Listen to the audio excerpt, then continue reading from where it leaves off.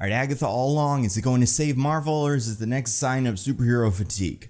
I'm going to tell you. And to be fair, I've only seen the first 2 episodes. I know there are 4 that the reviewers have seen, and then obviously there's more than that. So I can't fully say like this show is good or bad. I'm also not going to spoil what happens in these first 2 episodes or any speculation about future episodes and things like that until the end of the video, but I will make it very clear when that begins. So if right now you're just deciding, should I watch Agatha all along based on whether Nando likes it or not, I will say the answer to that question is yes. I did really enjoy the first 2 episodes of Agatha all along. Now, to be fair, my favorite thing that Marvel has made in the last couple of years, I mean, actually, there's a bunch of really, good, entertaining things that I love. Obviously, X-Men 97, really had a good time with Deadpool and Wolverine.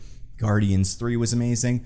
But looking back at like phases 4 and 5, it is hard to find something that I enjoy more than WandaVision. It's part of why phase 4 was in such a weird spot, is because they started so strong and then, maybe didn't finish as strong. But I thought the writing, I thought the pacing of the show was great. I love the production design, the way they recreated all the different pastiche sitcom environments, and the way the show was written to actually function as a sitcom episode. You know what I mean? Like, I think that, and we'll talk about this with a little bit with Agatha, like WandaVision episodes that were pretending to be I Love Lucy, it was not just characters doing what they would be doing in the present day, but with an I Love Lucy filter on it. Like, they wrote an episode of I Love Lucy that these 2 characters can become part of. And I think there's a big difference there. And like everybody, I love Kathryn Hahn's Agatha Harkness. It was a really fun role that she was having a really good time with. She was clearly very into. A catchy song everybody enjoyed. So I was excited when they said they were going to make this spinoff. And even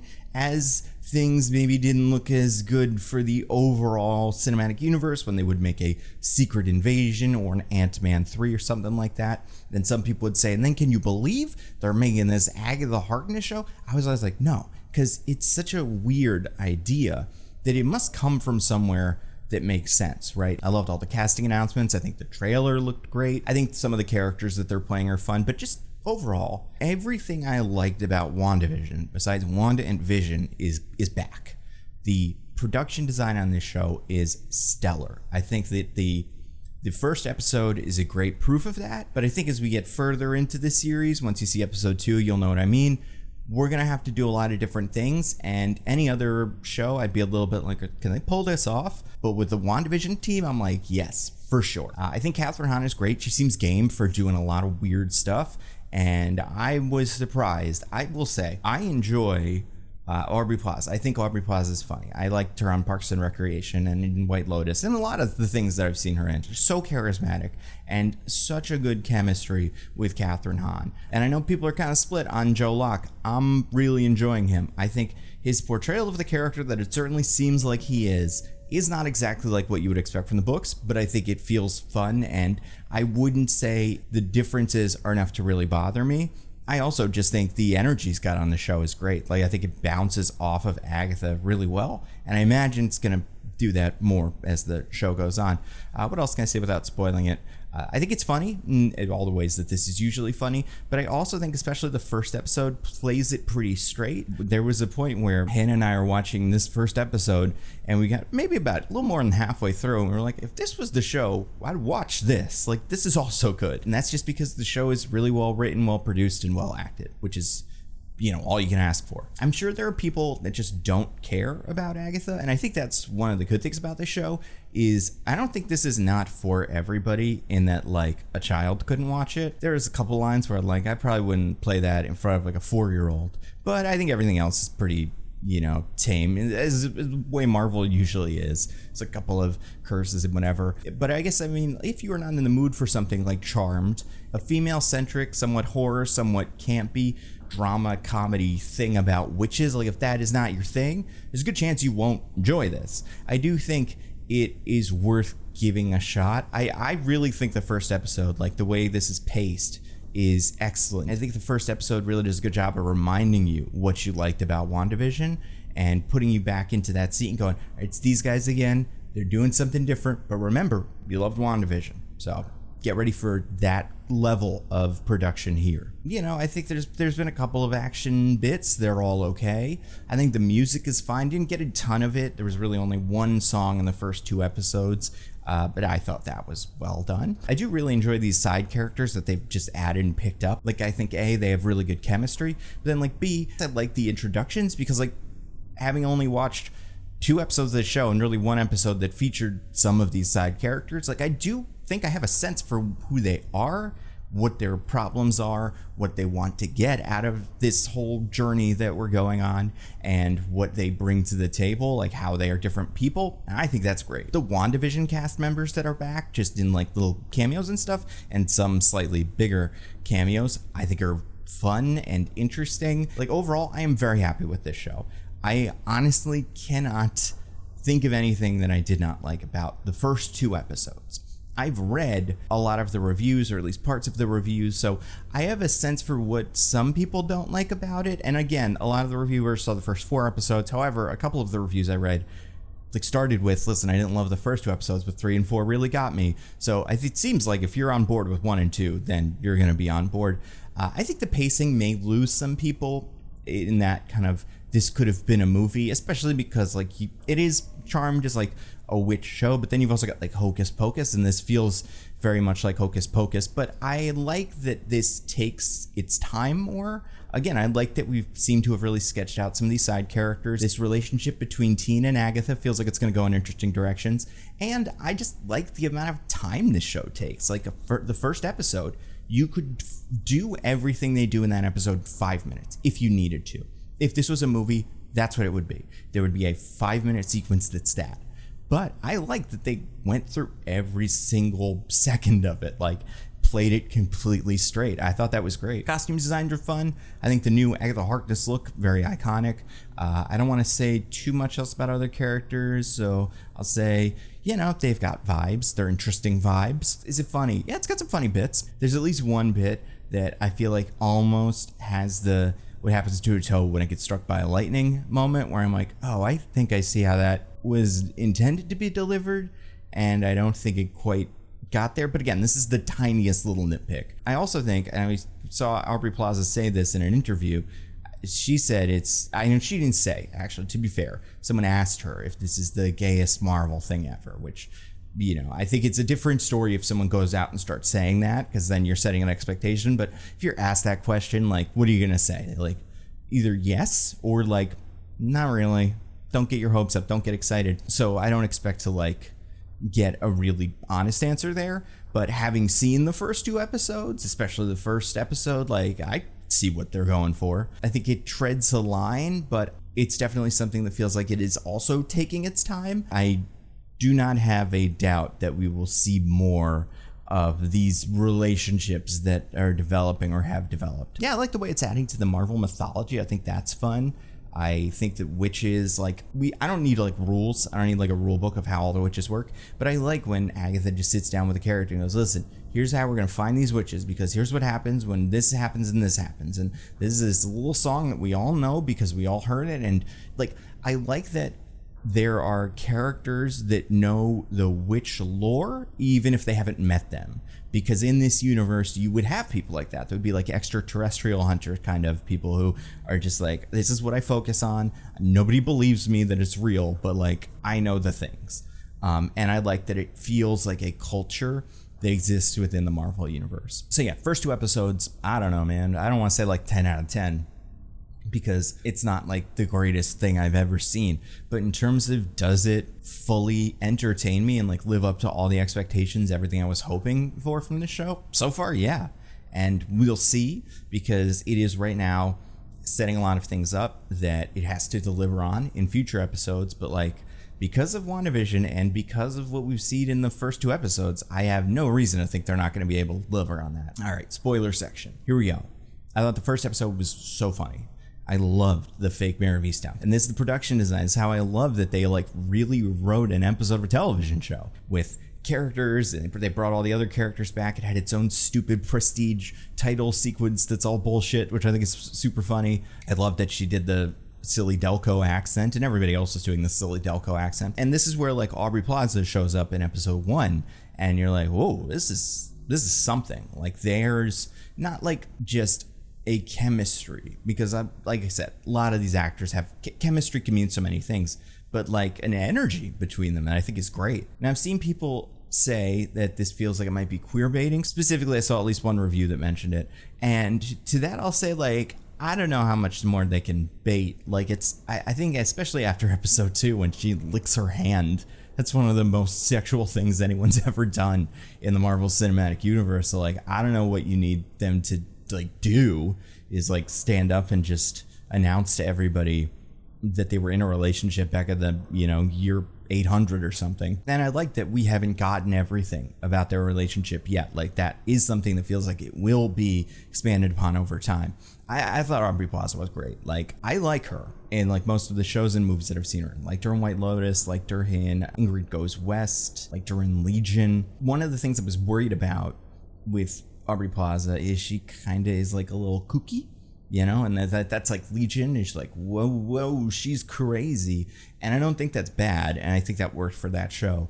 But I was a little worried that that's what we'd be getting here. I think it was like, especially in the first episode, Aubrey Plaza's character, and we'll start using names now. So Rio Vidal, I think is this character's name. Like, she was completely serious. His character was not trying to be weird. Second episode, we got a little bit more of that. And I think I like that contrast in 1 and 2. I think if she just showed up in 2, I'd be like, ugh.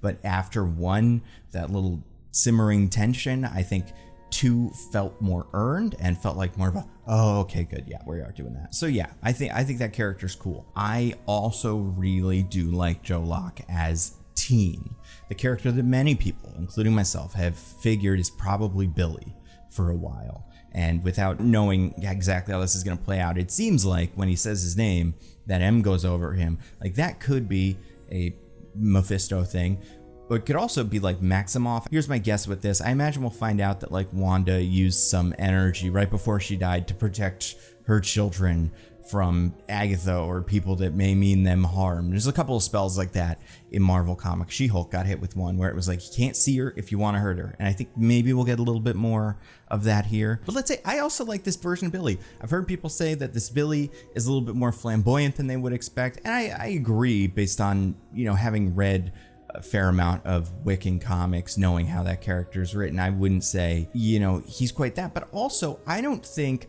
So I remember seeing the trailer and seeing people's reactions there. I wouldn't say he feels flamboyant. Like, I don't think that's what they're going for with Billy. If anything, it feels like Billy has that same nervous, nerdy energy that Kamala Khan had that we loved. And I think they feel similar. And there's plenty of Billy being catty, like that little remark he says when he's in the interrogation room, which I liked. But I don't know, it just doesn't feel like a caricature to me. That being said, I'm a straight guy, so if you listen to other people, figure out what they say. But just as someone who had their expectations set and a kind of like, I hope they don't, I don't think they did. That's just my read on it. Other witches. So Lilia Calderu, played by Patti LuPone. Fun. I like her. I like that she's like a weirdo that screams and stuff, but also has that kooky clairvoyant vibe. And I love Shasir Zamata as Jennifer Hale, I think is this character's name. She's the only character that I've bumped into in the wild just reading Marvel Comics because she was on one of the Midnight Sunses. Now, I don't think this character... I just have to guess. I think a lot of these witches aren't going to make it out of this. I think she might be like the first one to go because she has such a clear character flaw, but I enjoy her energy. Then we got Ali An playing Alice Wu Gulliver. I don't know really anything about this character from the comics. I do think that like a hot topic witch, but also like tough cop witch. I like that. I guess I like how different everybody is. They all dress differently. They have different postures. You really feel like if they walked into a room and just bumped into something, they would all react to it differently. Like, I think one of the things that makes these ensemble pieces work is, do the characters have voices? And I definitely think that we have those here, especially with Aubrey Plaza, Rio being a part of everything eventually. Like, it seems like she's gonna stop in at least to cause trouble. Also, Deborah Jo Rupp as Mrs. Hart, very fun. Not quite sure what's going on here. But like, if we had to vote on who might be the secret bad guy, I think she's quite high on the list. But also, like, I don't think they could kill this character. Like, I feel like she has to survive because the fans will be quite upset. Because she's just a nice lady that they dragged along on the murder thing. But yeah, I enjoy her, and I like the idea of taking a character on this journey that knows nothing, so that everything has to be explained to her, but also just so you can get some kind of fun reactions. Let's see. Horror stuff, I don't think there was that much in this first episode, so I'm not like in love with it. I'm not like, oh my god, I can't believe how scared I was. But I think we'll probably have more of that as things go on. Like they tried to do the little creepy thing with the Salem 7, and it feels very like, baby's first horror movie. And that's fine because A, I think it has room to expand on that, and B, like this is going for more of a kind of campy, silly thing. And I think that works. Saw Agatha Harkness's butt. That was surprising. I think the song was cool, pretty catchy. I imagine as we go, we're also going to get more music. It seems like that is something that, like, it's not just the one song, it's going to be a bunch of them. And like when they were all singing, that was when I was reminded, like, oh right, Patti LuPone's doing a singing thing here. Like that is a good use of her talents. Yeah, I think I'm excited for the genre stuff in the future. Like because of how much I loved the Mayor of Easttown thing in episode 1, I think if every episode, and this is what it seems like, it's just my guess, they're going to go to a new place on this witch's road and like do a challenge or something, find out something about themselves or whatever. But it seems like each one of those is going to have its own vibes. Like, I don't know, one of them seems like it's gonna be like Wizard of Oz or something. So I'm excited to see what those end up being. Yeah, Catherine Hahn's great. She's super fun, seems very committed. The fight scene was fun. And again, like she licked her hand and like fully licked it. So that was surprising. We did have trouble hearing what Aubrey Plaza was saying as she left the house. And we ended up having to turn on captions and like rewinding. But so by the end of the episode, we watched that bit where she licks the hand 4 times. And and for anybody who's wondering, the thing that Rio says as she leaves is in Spanish. That is what comes up. Closed captioning just says speak Spanish. I'm like, yeah, I know. But like, what? What did she say? We know Spanish. Spanish is a language that many people heard that and then went like, oh, I know what she said. It's fine. But yeah, I like the ensemble. I like Teen. I like the Teen and Agatha energy. I don't know. I'm just really digging it. I'm thinking episodes 1 and 2 are like a strong start. I understand why people that won't like this is that it doesn't, it doesn't feel like WandaVision kind of felt like Marvel stuff because it's at least you got, Wanda and Vision. And this expectation that like this will be Marvel stuff eventually, right? Like, and some people didn't like that. Some people, myself included, like the more time we spent outside of Westview and the less time we spent in the actual episode pastiches, like the less time we got to do that. And I was like, oh, I was really liking that. But either way, this is so distinct from all the usual Marvel stuff. And also, I think because of the amount of time that's passed and because of just like how separate these projects have become, there's things that like having not seen Doctor Strange that recently, we were like, oh right, that's kind of what happened to that character. Yeah. And I'm sure this is written so that you don't have to have seen any of that. But yeah, I don't know. I think it was fun. I like it. I like the little cheeky, marvelly humor. I think Teen is good. I think he's definitely a Billy, and that's what he's going to do. So there's 2 questions about the lock of hair. One, is it Rio's? It could be Rio's hair because they were lovers in the past. That doesn't seem like what it will be because, I don't know, it just doesn't feel like it would be that special to her considering they just saw each other. Like, why would she? I mean, maybe she's remembering something. But the other question is, does she actually have a son that she killed at some point or like sacrificed, right? Sashir has that line when she walks into the store, but also like, is that this horrible thing that got Agatha completely, like exiled from the witching community? And is that something that like we are gonna learn and Billy or Teen is gonna be like, oh my god, you're a horrible person. I thought I liked you, but I don't. Is that what that turn's gonna be? Perhaps. Is a character Mephisto? I mean, it could be, Rio Vidal, but I don't think that's it because I think we know who that is, right? Like that is a character who Agatha recognizes. I think if somebody is secretly Mephisto, it's going to be a character that she does not recognize. So it's either Billy, which would be crazy, although very interesting, or Deborah Jo Rupp as Mrs. Hart, which I think would be less crazy. I think it's interesting. It does feel like Aubrey Plaza is something else. Like there's something else going on with her. And as a Marvel fan, I can't help but hearing her say, I have a heart, I have a black heart, and not be like, oh yeah, that's the name of Mephisto's son, I think, is Blackheart. He's the character in Ghost Rider 1 who like sucks everybody's soul out. But like the idea that there is a, child of Mephisto around here, so maybe we're not fully getting Mephisto, but like that is who this character is. That relationship makes sense. But I don't think it needs to be solving mysteries and stuff. This isn't, for me at least, this isn't WandaVision. where they've set up a mystery, right? They set up a mystery, and then by the end of episode 1, we knew everything. We're like, all right, it's Agatha. These people are out to get her. You know, there's some things that have not been revealed yet, but I don't think it's the same as WandaVision, where they expect you week to week to go, ooh, what happened? Who's this guy? Not that that will stop all the YouTube scoopers and stuff, but I enjoy just being able to enjoy this show as it comes. Stuff I'm looking forward to in the future. I want these witches to die. Like, I want some kind of Final Destination-esque, not like grisly deaths, but just like going into a scene going, they're next, and watching that play out. I think that could be fun. I want more songs. I do want more solo character songs. I'm sure we'll get that. Do I think we see Mephisto by the end of the show? Probably. But maybe like a post-credit scene or something, like a little tease. Because then I could see a version of this show where, like I'm saying, let's say Rio is secretly Blackheart, which I guess would be a boy version of Blackheart, but I mean, Blackheart's just the big giant spiky monster thing from Marvel vs. Capcom, you know, like I'm sure you could just make it Mephisto's daughter instead of son. I don't even know if that's Mephisto's son. Like, I'm not super familiar with that character. I imagine he's probably mostly like a Ghost Rider character, so, you know, not my area of expertise, but I could see that being, you know, who that character is, and maybe she tries to take Agatha's power, Agatha stops her, and then the end of the, you know, post-credit scene, like Mephisto's like, all right, time to kill the person who killed my kid. Maybe, I don't know. Maybe Blade whispers at her off screen. I don't know. There's so many little things they could do. But yeah, I'm digging it. I'm excited. We will do these every week, so watch this page, the Nando Cut, for them. So if you want to see more videos like this, I would highly recommend checking out this video's sponsor, Nebula. That's right, this is a Nebula sponsorship. You know the drill. It is a subscription streaming service that I helped to create. All my videos go up ad-free.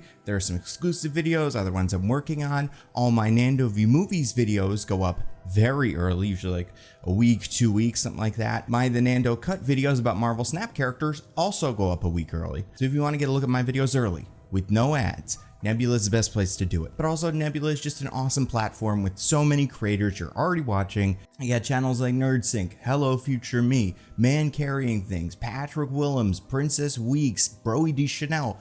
All these channels are on Nebula, so you can watch all their content on Nebula. Some of them have also made Nebula exclusive content. Jesse Gender made a film for Nebula. Patrick Williams made a film for Nebula. Abigail Thorne just put out their film, Dracula's Ex-Girlfriend, on Nebula. Next one of these, Tom Nichols made a feature film called Boomers. It is a documentary about our gerontocracy. If you don't know what that word means, you're definitely going to benefit from watching it. Also, it's like old people that are in charge of everything. Boomers, you know. Looks very cool. I'm very excited about it. These are all the great things you can find on Nebula. Now, a yearly subscription on Nebula, $6 a month or $60 a year.